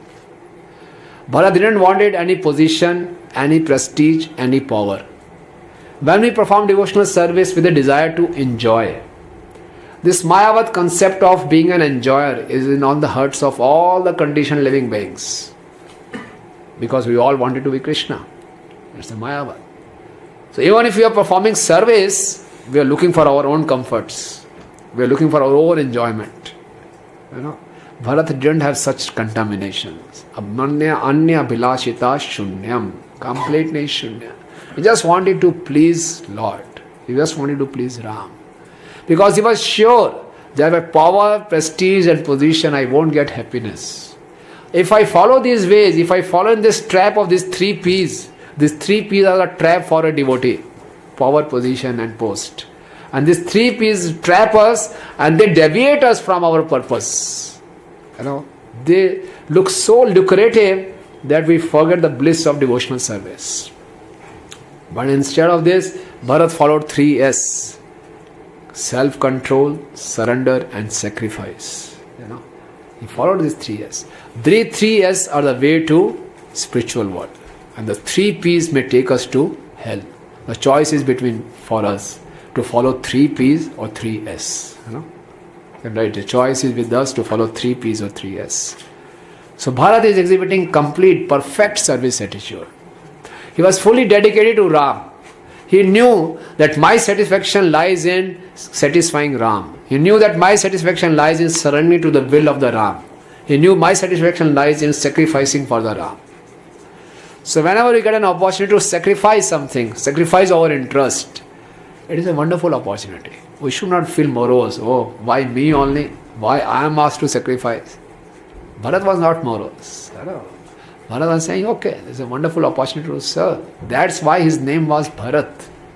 Without Ram, everything is a burden on me. Without Ram, all this opulence, all these facilities are a burden on me. When we perform devotional service, we are given certain facilities, isn't it? We use all laptops, we use projectors, we use mobile phones, we use all gadgets. We are given service facilities, everything. We should be very, very careful not to get attached to these facilities. Because we have an innate tendency to enjoy in all circumstances. Okay?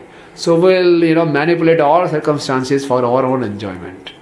We'll use everything, every facility, every person, every situation for our enjoyment. This is our inherent tendency. Life after life we have been doing this. We have practiced, we have become perfect in this. This is our spontaneous reaction, response. But by the life of the Bharat and other acharyas, we should say, no, I have to curb this. I should be aware of this, my weakness. I should not fall prey to this weakness. I should be very extremely careful and cautious. And Bharat is showing us a perfect way of serving. perfect way of pleasing. We all are so fortunate. We are on the mission of Srila Prabhupada. We don't know. Only a rare soul, Brahman, Brahmite kono bhagyavan jeev, Guru Krishna Prasade pai Bhakti Lata Bij. So this Bhakti Lata Bij, we have to cultivate, we have to protect it and cultivate it. And this will be cultivated by perfect service attitude. And the more we perform service, the more we will get bliss, and more we become mature, and more we will not be affected by these external changes. You know, Srila Prabhupada had a very dear disciple named Jayanand Prabhu. You know, Jayanand Prabhu showed this wonderful service attitude. You know, Jayanand Prabhu was the president of San Francisco Temple, and his favorite service was garbage cleaning. One person came, he said, I want to meet the president. And the security guard said, go on the back. On the back in the van, he saw one person lifting all the garbage and chanting Hare Krishna very blissfully. Lifting garbage and this. And he says, in this society, if a garbage cleaner can be so blissful, what will the other devotees? Who will be blissful in lifting the garbage? So immediately joined the Krishna conscious movement. It's a perfect movement. You know, garbage cleaner is so ecstatic. So this was Jayanand Prabhu. You know, lead by example, lifting the garbage. You know. And you know, whenever he used to go on Sankirtan, traveling Sankirtan party, and on the way he used to see a tree with apples. You know what he used to do? He used to get down. And the apple tree, he used to go near the apple tree, open his Bhagavad Gita. He used to open the photo of Radha Krishna, put the photo of Srila Prabhupada, and he used to offer the whole tree to Radha Krishna. He said, now who will take this, will eat the prasad. This was his compassion. This was his way of doing food for life.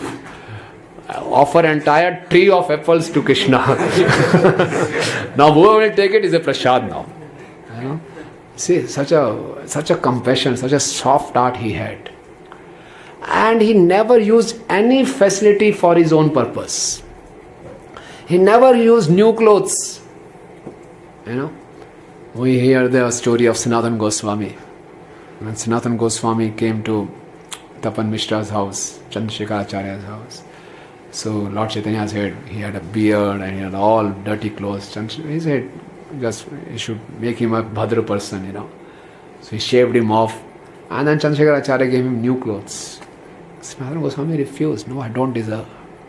So much humility. I don't deserve this. How can I wear new clothes, you know, for myself? Similarly was Jayanand Prabhu. He used to wear a t-shirt. The t-shirt was so torn off, the devotee was, hey, you are representing Krishna consciousness. Please change the t-shirt. Go and purchase a new one. When the devotees forced him, he went to a shop, took a t-shirt, and he wore it. And he just started walking off. Full pay. I never pay for my own self, you know. I never spend any money for my own self. I spend money for serving my Guru for the mission. For myself, I never spent any money. So I will not pay. How will you not pay? You have to come to the court. Yes, I will come to the court. So the date was there. He went to the court wearing that t-shirt. So what is the crime he has committed? Sir, he has taken a t-shirt. He is not paying for this t-shirt. Hare, why are you not paying for the t-shirt? When the judge looked at the face of Jayanand Prabhu, was so innocent and so effulgent, the judge was very impressed. And very sincerely he said, sir, I never spent for myself. So honestly, so sincerely he said, the judge was touched, you know. He looked at the policeman. Hey, why don't you pay? A small t-shirt is there. Let him go. So much purity was there in him, you know. You see, he was so careful not to use any facility. And he was not a simple person. He was an engineer from Ohio University. And what he opted, he said, if I go to corporate sector, this is very complicated for me. I can't adjust myself in this complicated world. I want to serve Srila Prabhupada. And in those days, it was very difficult even to maintain the temple. There were no donors, there was nothing, life membership, nothing, no book selling. There was no source of income. He said, I will run the taxi and earn income for Prabhupada, for maintaining the temple. Morning, he used to do morning program and then he used to run the taxi, earning money for the mission and giving all money for maintaining the temple. And he used to make it sure that I never spend even a even 1 cent for myself, 1 paisa for myself. Everything should be for the mission. He said, I will not pay for the t-shirt. In his last days, he developed blood cancer. So his parents, they gave him some money for treatment. Without telling anyone, he shifted all the money to BBT fund. And Prabhupada came to know this. Prabhupada very sad. Why did you do this? It was for your treatment. He said, no, how can I spend money on myself? Then devotee forced him to get admitted in hospital. And it was very deluxe, very top rated hospital in US. It all the good facilities, deluxe rooms and everything. When the devotees came to see him, entered his room, they saw on the bed Janand is not there. Hare.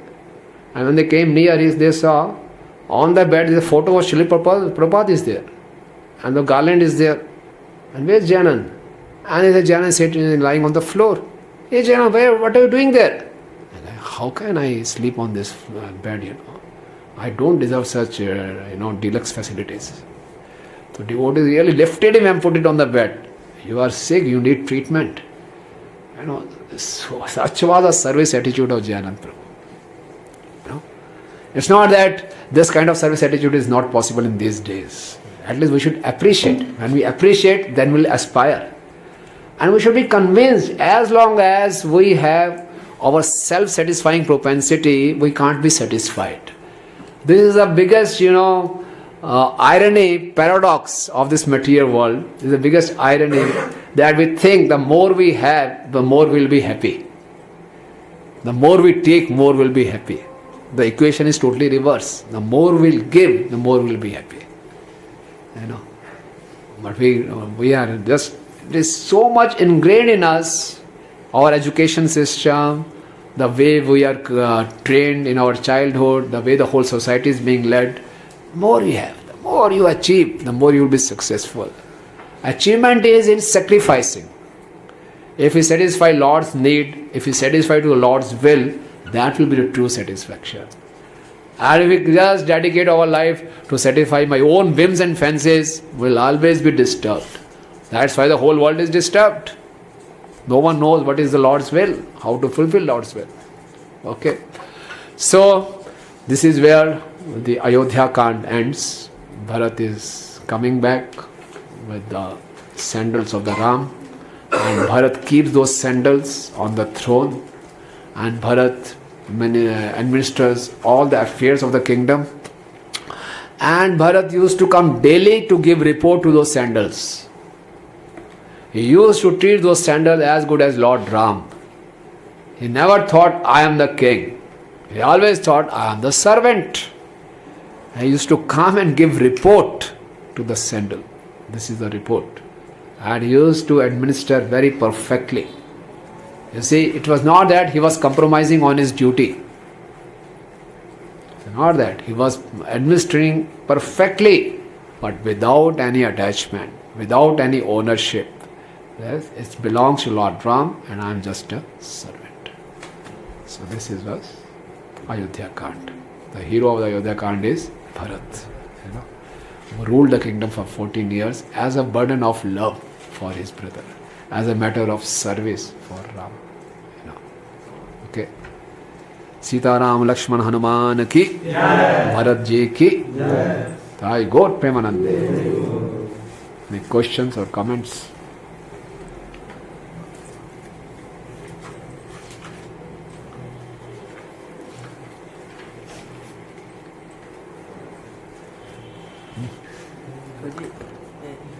Last scenario, Bharat did his duty then, without being attached to the post. Yeah. Can you elaborate a little how it can be done in our practice? Your question is doing the service without attached to post. Like that. Yeah. See, for performing service, sometimes the post is necessary. I'm the president of the temple. This post is necessary for me to perform the service. But if I become attached to this post, then that is dangerous for me. The test is whether I am attached or not. If I am removed from this post, these facilities are withdrawn, how will I feel? We can see small facilities we are given. if these facilities are taken away from us, this post is taken away, if it affects my service, that means I am attached to the post. If it doesn't affect, okay. Normally we feel that I am not attached, I am just performing my service. But the test will come when it is taken away. Okay. So every time I should be careful. I should perform the service to the best of my capacity, and I should be very careful when I am using the facility. The facility should be used exclusive in the service of Krishna, and I should not use any part of this for my own self. I should keep myself as simple as possible and use all abilities, all services, all facilities for Krishna. So we can test ourselves. If I am getting attached to certain facilities, that's a trap. The benefits, every post has some benefits. People will glorify you, people will garland you, people will give you preferences. Distinction, profit, adoration and distinction. Distinction means I am distinct from others. This looks very good. Right from the beginning we have been educated in such a way, trained in this way, that in all the subjects you should get distinction. Outstanding, stand apart, shining, distinction. So in spiritual life also I want distinction. Devotee number 1, Kuli number 1. So I am devotee number 1. This is the mentality we have. We approach the spiritual aspects with material mentality. When I resigned from my job, my boss asked me, so what will you be there? What will be there means? You will be some chairman or something. I don't know what will I be there. So you are expecting, you are leaving one company with a good post and you are going to something, you will be getting some post, that's why you leave. I said, I don't know what I will be there, but I'm just going. So this is our mentality. We normally think in that way because all through we have lived like this only. Okay? Does that answer your question? Yeah. How we can increase our serving attitude? Service attitude will increase by serving practically. When we serve, then the churning in the heart is there. And when we serve only, then we'll come to know of our own disqualifications.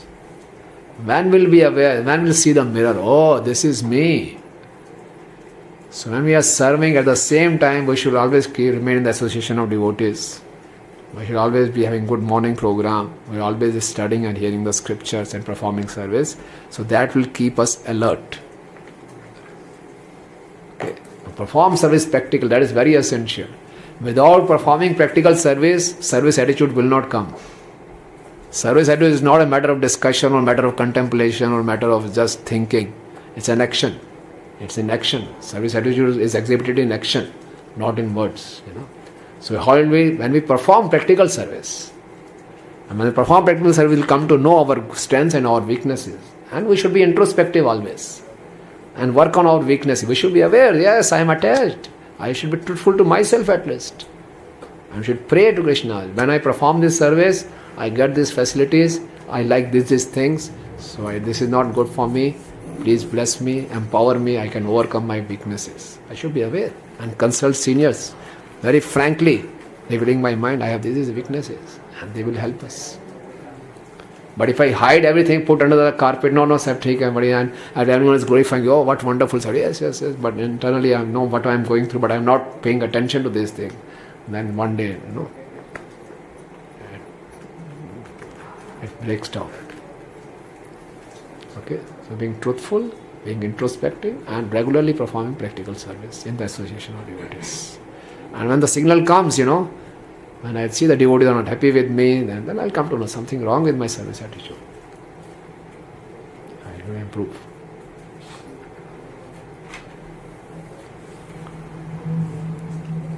Yes, Prabhuji. Yeah, when you render some good service, you really feel happy within yourself. Yeah. Whether that comes to be a part of selfishness or selflessness, whether you receive that happiness within yourself or that should be excluded. Yeah. It can be both, or a mixture of both. And one should not be just analytical and then paralysis by analysis. Hey, I'm getting happiness. Which is this happiness? Before smiling, before feeling happiness, I should analyze. Which is this? Which is that? No, we cannot do this. But at the same time, we should be cautious. And slowly by experience we'll come to know why I'm feeling happy. We'll realize. If we are sincere and introspective, we'll come to know. Krishna will inspire us. I know why you're happy. So, you'll come to know that. The pleasure of giving pleasure to Krishna is that even if I'm not glorified, even, facilities are taken away from me, and when I see others performing service, I feel the same happiness.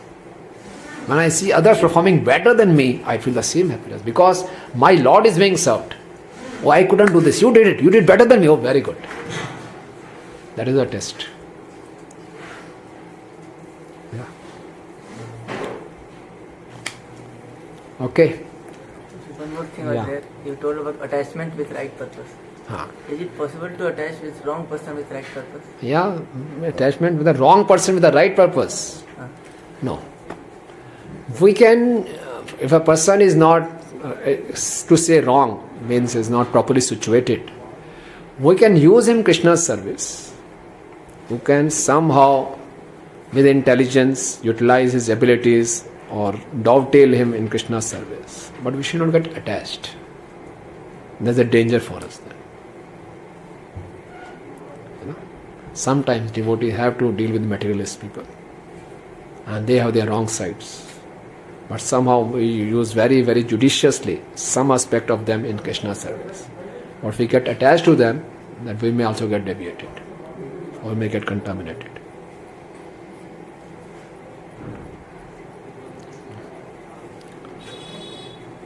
Okay. So, thank you very much. Jagat Guru Srila Prabhupada की, सीता राम लक्ष्मण हनुमान की, जय गौर प्रेमानंदे प्रभुपाद की. So, here Prabhuji has discussed many important valuable principles for all of us to apply in our lives. So how many are there, Karthik? 17.